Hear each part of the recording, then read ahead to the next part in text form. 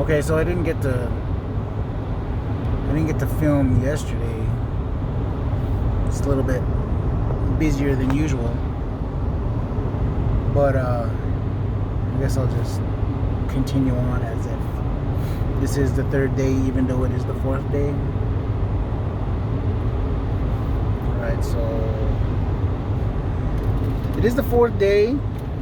The second day seemed kind of uneventful. Here I am in the fourth day, and the anxiety is pretty evident. I find that sometimes, as you're going through this, as you're going through the PTSD, you're looking for triggers or reasons why you're anxious. And a lot of times you do find reasons why you're anxious. You're anticipating, you're projecting, you're trying to answer if, or you're going through what if this, what if that. You're pre-planning. And what I found is that in the military, when you're going to go on a mission, specifically, what I did there was I did trucking. We were on the main supply routes. A lot of what we did before even getting on the road was pre-planning. We had to pre-plan the routes. And we had to put ourselves in that situation. We had to basically create the worst case scenario. And so you're preparing for the worst, but you're hoping for the best. Okay, and that very act of preparing for the worst and hoping for the best is what kept us alive. So that same mentality carries over to now. Okay, so a lot of times you'll find that you're anxious because you're preparing for the worst, but you're hoping for the best. You're in this state of waiting or anticipating. And a lot of times, many times, you'll find out that there's no reason why you have anxiety. Nothing happens.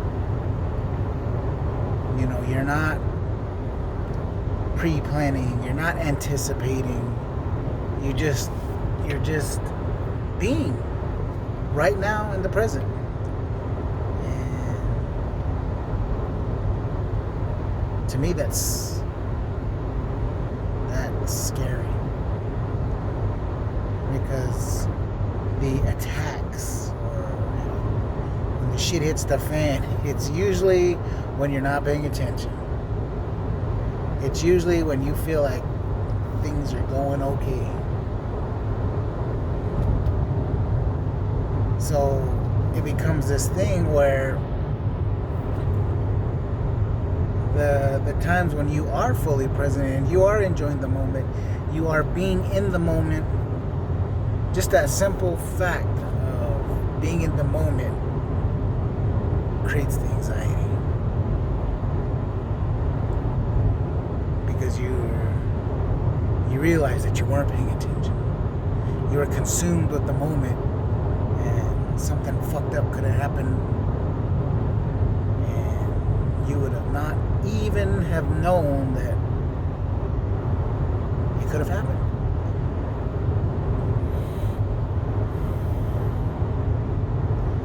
So, you either get anxiety because you're in a constant state of anticipation, you're either in a constant state of anticipation, or you're preparing mentally for something that could happen in the future, or you're having anxiety because nothing is happening and you're enjoying your life.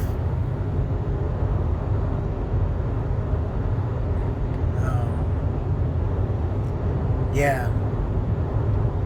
And for me, I find that,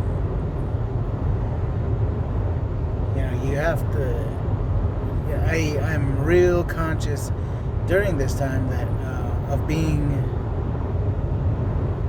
hyper emotional. If something's really enjoyable,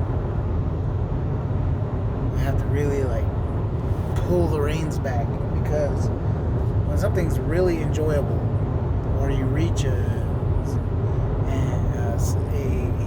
high point in your emotional situation, it automatically triggers you, and you're back at a high point emotionally, back when I was back in Iraq.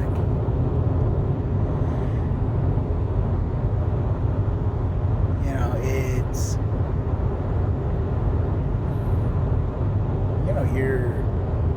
when I did what I did, afterwards I felt bad about it. But during, that was, I hate to say it because it sounds fucking crazy, but there was a level of enjoyment there. The idea of letting go.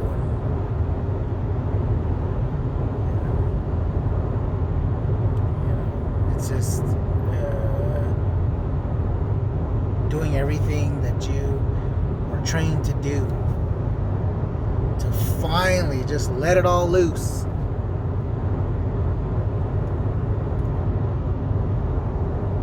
It's kind of like you're in this state of fuck it. There's this justification you go through in your head. I did it because of this. I did it because of this. There's that justification. But when everybody's gone, when you're alone, there's a level of fulfillment that you feel. There's a level of pride that you feel because you were able to do that. And it is incongruent. It is, for me, I'm trying to live right, do good things, do no harm. It is totally incongruent with what I did in the past.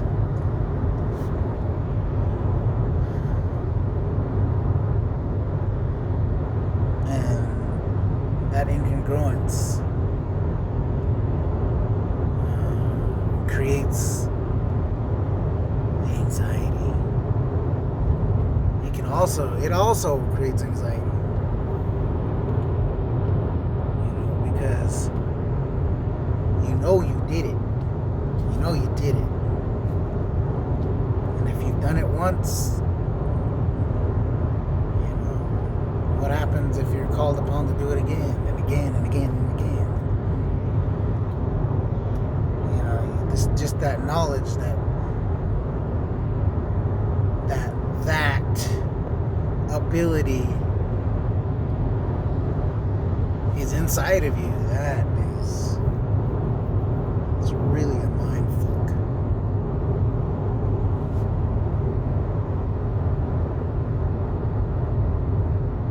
So you have to be real careful about those emotional high points, because it'll immediately shoot you back to when you were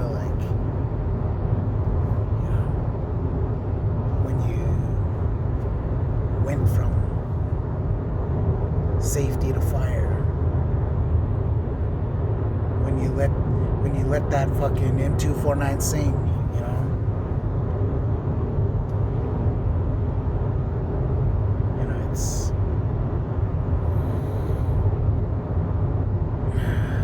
that's the struggle, is witnessing yourself become something and then putting it away and trying to function in civil society.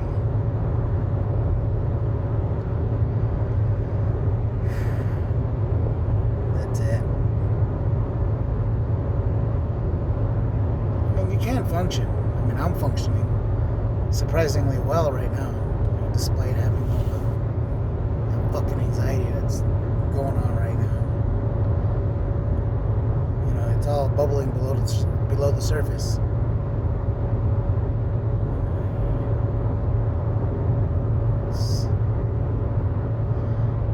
And that's what makes you, because you just get emotionally tired. You just get tired of that constantly going in the background. What I liken it to is, you know, like when you're in a club and you're in that club, you're like, yeah, you know, the music's loud, you're in the moment, and you're experiencing all these things from the club. But then you get out of the club and you're walking around out there, and all of a sudden you kind of feel like, there's this level of relief to be away from all that stimulation.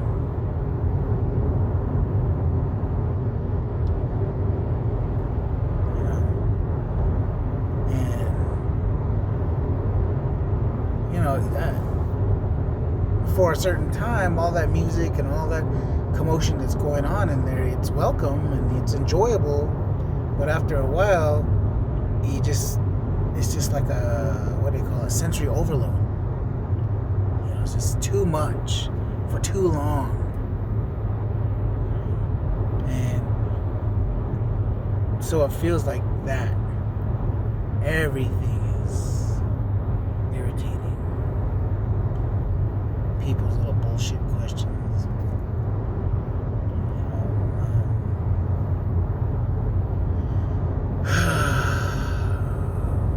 Social media, and all that stuff is just irritating. So I found that I gotta get away from it. So I'll set aside times where I don't kind of do this what is it, separation, deprivation therapy, or whatever, I don't know what they call it. It's just getting away from things that stimulate. Kind of like going on a cleanse.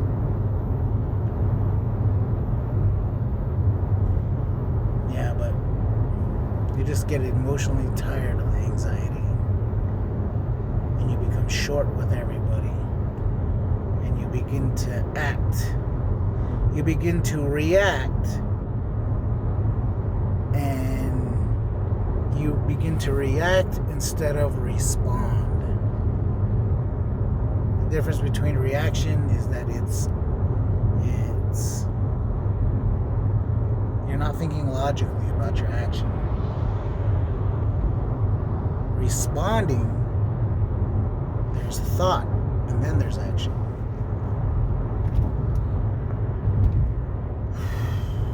Yeah.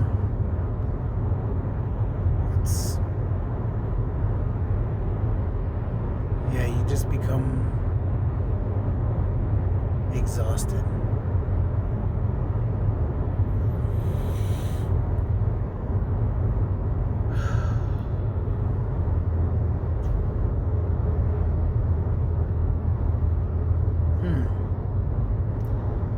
Well, I guess there's not much else to say. If you're looking on my Instagram and everything, I had some fun. There are little pockets of fun that you can have in the middle of all this. it's limited because you may be enjoying yourself, but all your ability to enjoy for extended periods is compromised because you're a lot more sensitive to things. You get too happy, it shoots you back to when you were letting the M249 sing. You get too low, it reminds you of all the guilt and all the remorse you felt afterwards. And it's kind of like throughout this time, what you're doing is you're just going back and forth between one extreme to the next. You're extremely happy, and then you feel shitty because it reminds you of when you let the M249 sing. Then you makes you feel shitty, and then you feel even more shitty because it reminds you of the remorse you felt for what you did. You're just back and forth, back and forth. And you're just constantly trying to maintain grip on the horse. If you remember my analogy on day 2 about your mind is associative, and it's like a horse. It's like a horse, and if you're not paying attention to what it is, what it's doing, it'll run away with you. It's like your mind. It's like your mind. If you're not paying attention to what kind of thoughts are going through your mind, it'll run away with you. Every thought begins to take you on an emotional roller coaster. So you have to be real conscious of that. But during this time, it's just a struggle of, I'm letting my fucking mind run away with me. What am I feeling right now? What do I smell? What do I see? What do I feel? What do I taste? What do I hear right now? By asking yourself those things, it helps you bring you back to your baseline, your present. It helps you bring you back to now.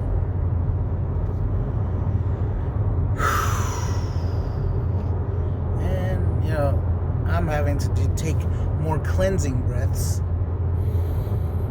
because you begin to feel like that the moment you become, what does that cartoon call it? Mind identified. Once you become identified with the mind, your breathing begins to get shallow. You're being consumed with mental time. You're not paying attention to real time. You're in mental time. So those cleansing breaths, coming back to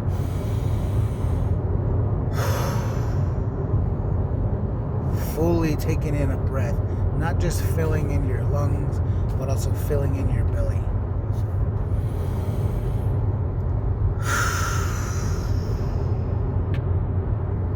That can help, because that diaphragm gets tight because it's like constantly bracing for impact, as if like somebody's gonna jump out of the bushes all of a sudden and punch you in the guts. You're on high alert for fucking nothing.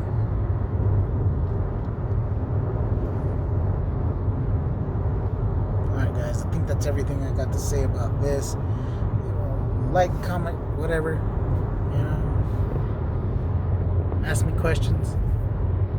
Because really, it helps me to really reflect. The deeper I reflect, the easier things are going to be the next time I go through with a high point in my PTSD. With that in mind, peace, guys.